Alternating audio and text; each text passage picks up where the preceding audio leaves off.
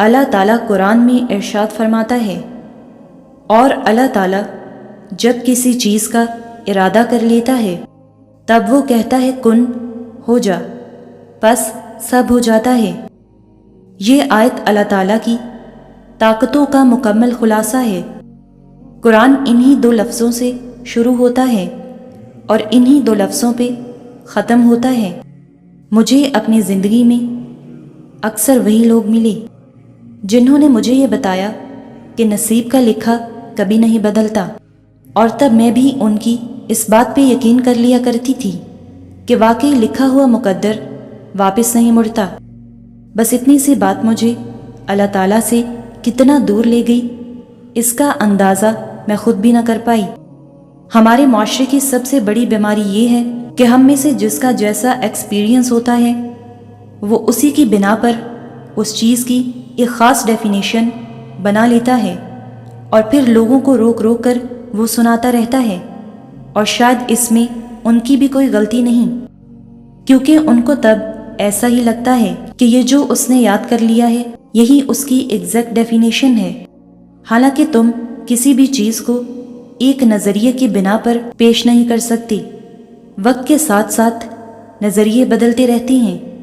وقت کے ساتھ ساتھ تو وہ دعائیں بھی قبول ہونے لگتی ہیں جو یا تو ہم نے مانگی ہی نہیں ہوتی، یا ہم انہیں مانگ کر کب کا بھلا چکے ہوتے ہیں، لیکن ہم یہ بات نہیں سمجھتے۔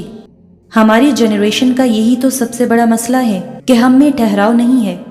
ہم جلدی خوف زدہ ہو جاتی ہیں اور ادھر ادھر کی باتیں سن کر وہ بھی گمان کر لیتے ہیں جو اصل میں ہوتا ہی نہیں۔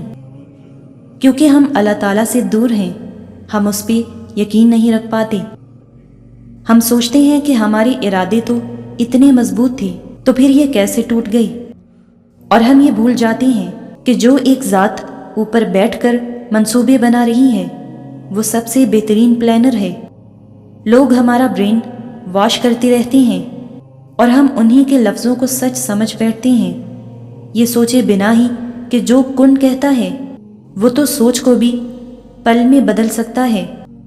وہ تو بس ایک اشارہ کرتا ہے اور کائنات کی ساری طاقتیں متحرک ہو کر وہ کر دکھاتی ہیں جو ہونے والا ہی نہیں ہوتا۔ اپنی دعاؤں پر اعتماد کرنا بھی نیکی ہے۔